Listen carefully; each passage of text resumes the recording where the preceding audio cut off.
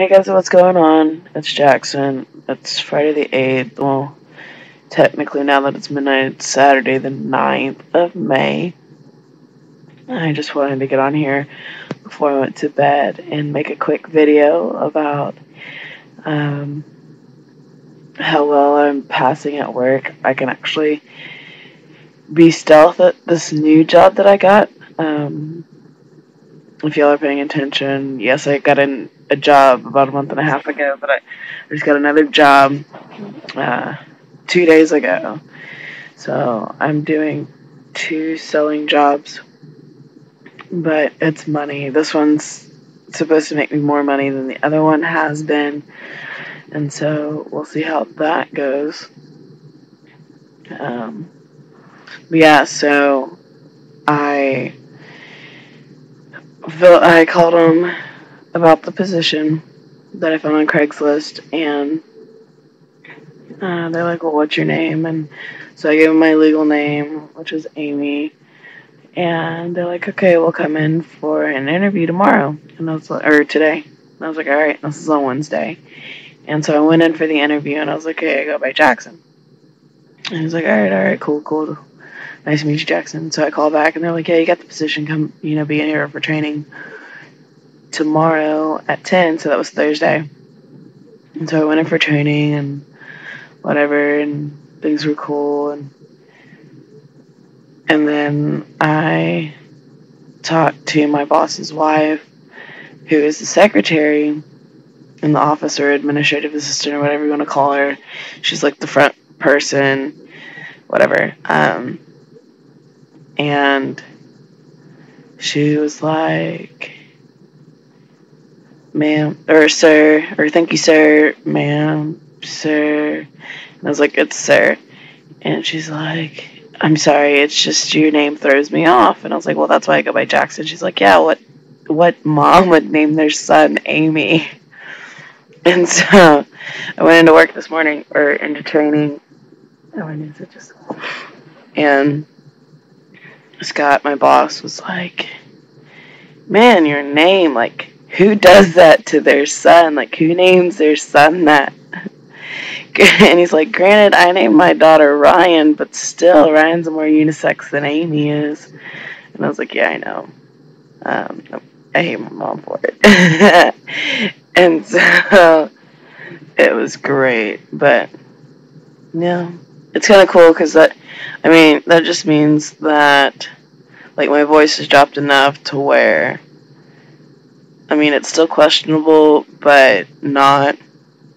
Anyways, so that was all cool and fun, but towards the end of the day, he was trying to figure out, like, what celebrities all of us look like, because one of the kids that I'm training with kind of looks like Leonardo DiCaprio, and then another one that started about a month and a half ago looks like Fester. Poor kid.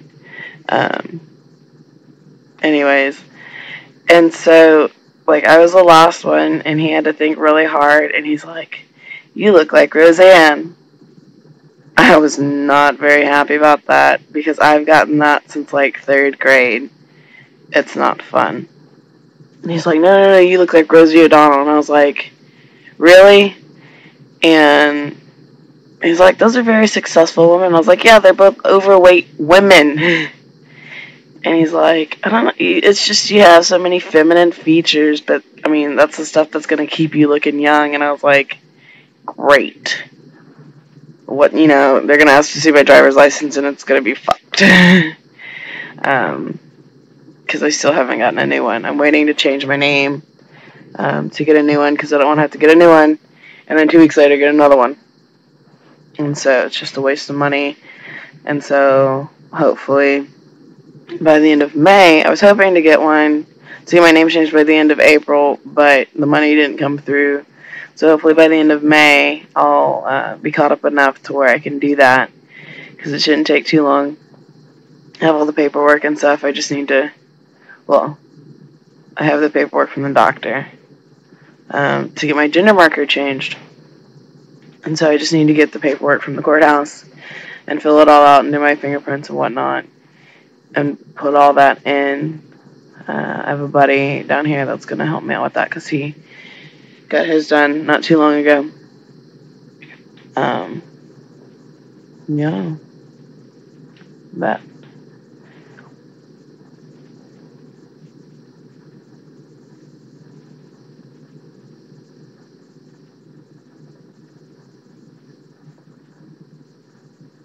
yeah, I mean, it's really cool. Like, the training class is a bunch of guys, and then my boss, Scott, and so, like, it's a whole bunch of guys, and um, they treat me like one of the guys because they don't know any better.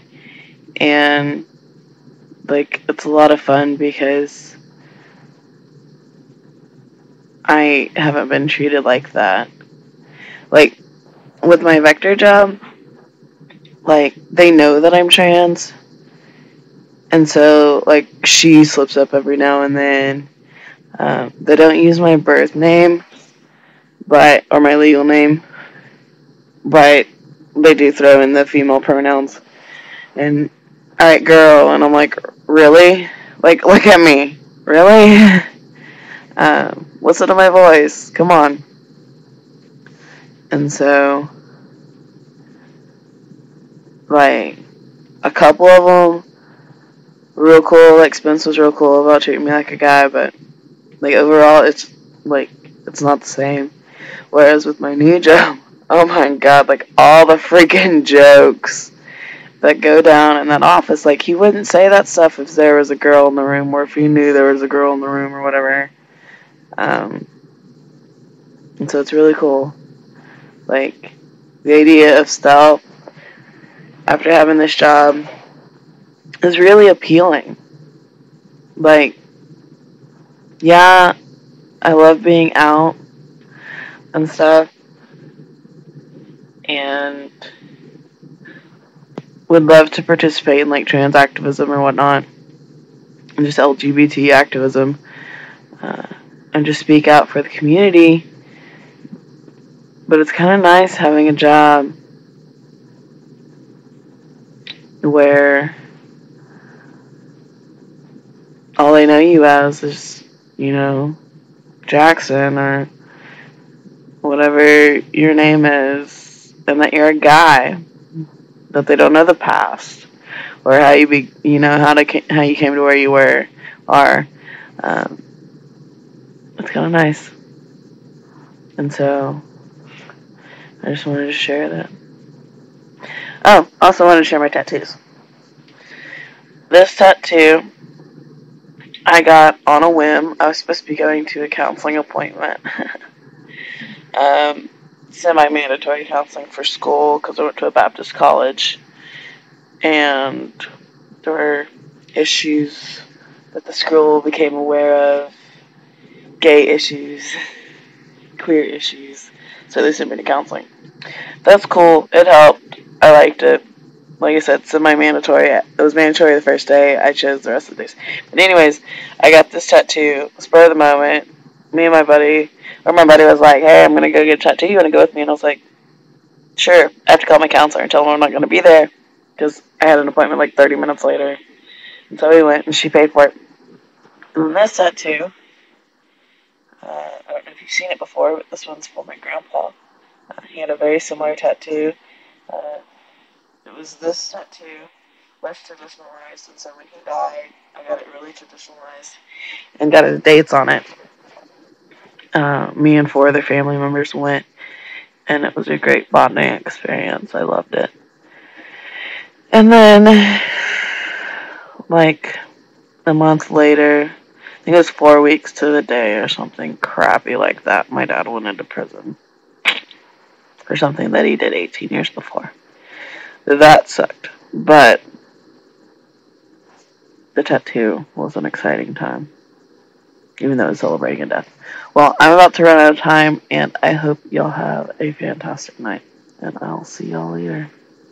Probably on Monday.